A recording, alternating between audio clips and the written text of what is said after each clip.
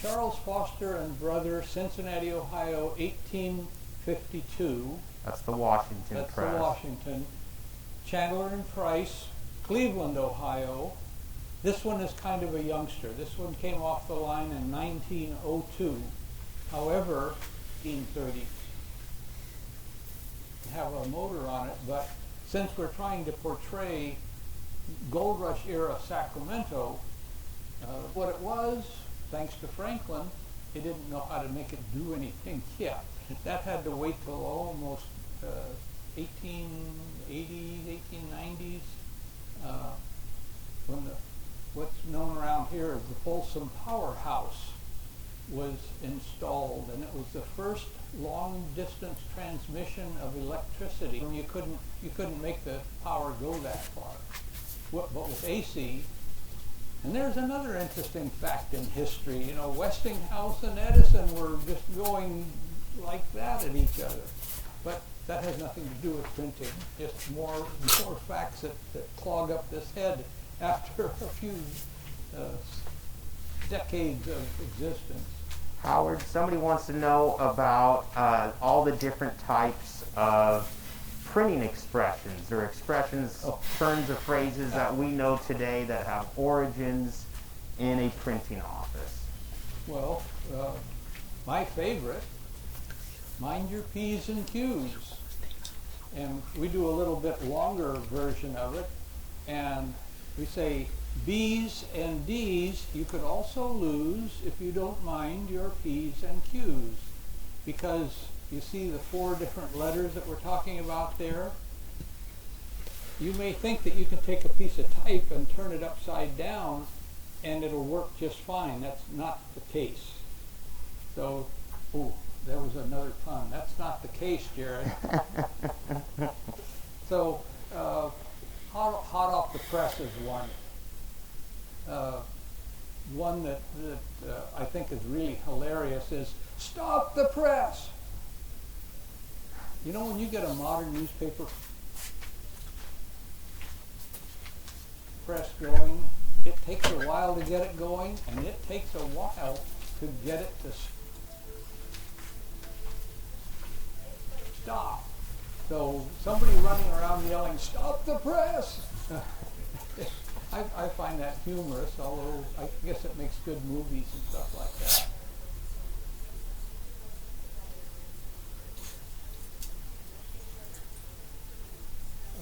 So hot off the press. What about out of sorts? Out of sorts. That's one that can't be proven. Some of our audience may not know, but one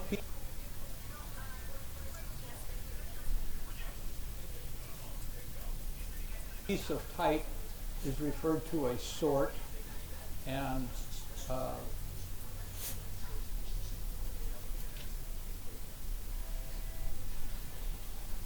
also all the type of one letter can be referred to a sort in the type case. So you can imagine if you were setting something, and I've done this with some of this type because, like I said, it's limited, and you're about a sentence and a half from the end, and you run out of one letter. You're not going to be too happy about it. So it could be said, "Oh, he's out of sorts." Other things. What about the ones involving the linotype, like hot off the press? Well, that's hot off the press. Or in the early days, some of the printing press, in order to get the ink to dry a little faster, they had a long jet of natural gas burning.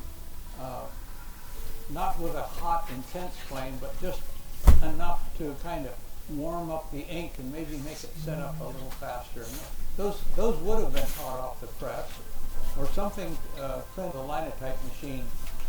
It is more than just hot off the press.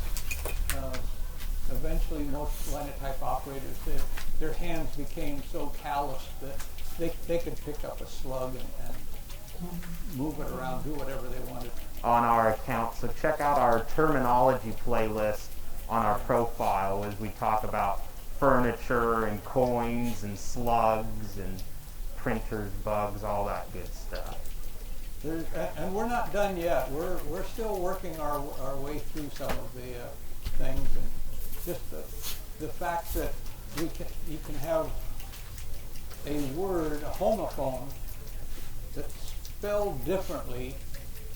Coin is a good example of that. A printer's coin is a Q-U-O-I-N, where coins in your pocket is C-O-I-N. So.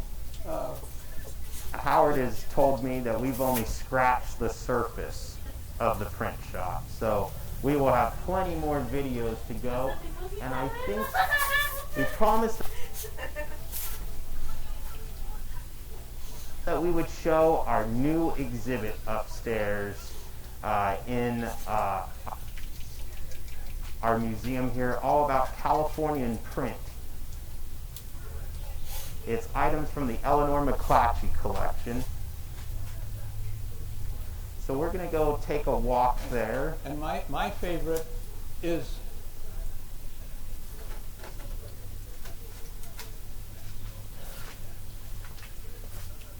a leaf from a Gutenberg Bible. We're going to be showing that as well. A leaf from a Gutenberg Bible that was printed in 1455. So we're going to head there next, and we're going to head on up.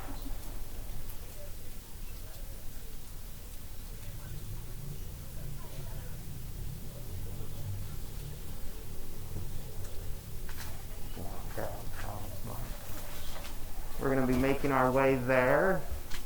We're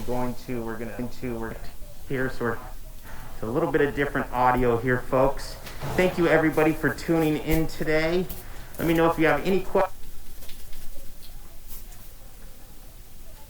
questions as I'm walking through. I'm walking through our agriculture gallery. So our museum, we focus on early Sacramento history and an emphasis on the California gold rush. Sacramento grew as the largest city to the gold fields in 1849 when Sacramento was founded. And we're going to go on upstairs to our new exhibit. And Susan, our education manager, is going to talk with us about the exhibit upstairs. So I always like to say about this exhibit, California Print, it was set to open March 18th, I think it's very special that we get to have it open now, and we're going to have it actually for longer than we were originally. That's actually really special. So there's always a silver lining. Because we are open now, folks. We are open Tuesdays through Sundays from 10 a.m. to 5 p.m. Yeah, exactly. So there's a lot of just really who was the editor of the Sacramento Bee for quite a long time, and she started when she was pretty young. Actually, I think she was in her 30s when she started as the editor, and she is the granddaughter of James McClatchy. Yeah, exactly. and so that's kind of a really cool, deep Sacramento history too. Now, if you come into here, this is what we call the rare books room. And we have a wonderful picture of Eleanor McClatchy, but personally, I prefer this one, where she is seated here next to John F. Kennedy. So you can imagine how, powerful or influential she was. And I just think it's really cool. So come on in. My favorite thing in here is something that Howard actually references a lot, especially in our school programs, and it's a page from the Gutenberg Bible, and he talks all the time about Johannes Gutenberg. I wonder if that's his hero or not, because of course Johannes Gutenberg created the press, A system of movable type that we commonly know as the common press. Oh, excuse me, the common press, yeah. Yes. And we, Eleanor McClatchy, who was this just grand collector, actually has a page of it, and I just think it's incredible that now we have it here at the Sacramento History Museum and get to show it off to everyone. Now you had something, a favorite thing in this room too. I had a favorite thing, and it's actually something that Howard and I are going to be filming in the future coming up, and it's this guy. So a lot of people ask about how are cuts made. Well, it is the mirror image that is made, and this is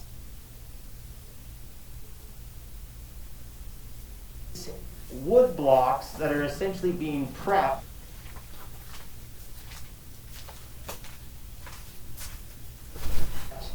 to be hand carved to make a woodcut.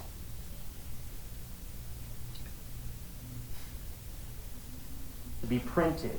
This is a potential cut of President Andrew Johnson being impeached. Of course, we know that he was never actually kicked out of office, so this was never finished, and somehow this made its way into our museum, which I just think is incredible to talk about these hand-carved woodcuts. So a lot of the videos that we have on our account of Howard printing something, especially a cut that is 100 to 120 years old, is a hand-carved woodcut. And this is a Thomas Nast cartoon, and he's like kind of known as the father of like the cartoon, of the political cartoon in particular. And that's one of his. Like, there's just so many layers of how cool that is, I think. So, yeah. In some of our previous videos, I think Allie did one that was here about our miniature books and how cute they are and their significance. Then we've got, There's just so much to talk. So we do invite our visitors to come and to write down the things that they collect, because without someone collecting things, you know, a lot of like museums wouldn't be here, wouldn't be possible. And so people write down what they collect, and honestly, I just love it. It's so fun to come and see because for the most part, it's like I collect books, rocks and trash. Puppies, because I love them. Okay. Memories. I saw that one yesterday, actually. Isn't that beautiful? I collect memories too. Crystals. But I think what surprises me the most is, this one too, rocks. There's a lot of rock collectors. So I don't know if any of the viewers on there have their own collections, but lots of rock collectors. And comment what you collect. Yeah, comment what you collect, because we love seeing that. I think everyone at this museum that works here has a different kind of thing that they collect too. And those get switched out too. Yeah, and they get switched out. So this isn't just like, this is like this week, and today's Tuesday. So should we go look at some rocks? Yeah, let's go. Let's end with probably some of our most prominent and expensive minerals that we have. Shiny rocks that are very shiny. People really think alike. Because as I mentioned earlier, you know, Sacramento grew as the closest city to the gold fields during the California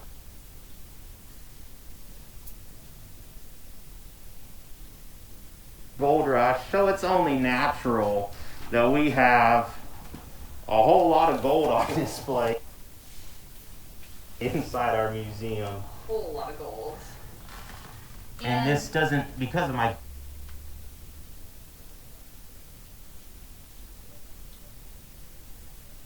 camera and the glare on the glass, just doesn't do it any justice. But it's behind glass. Yeah.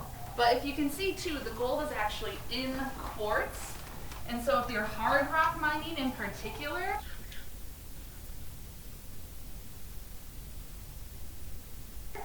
you're looking for quartz, because inside of the quartz are veins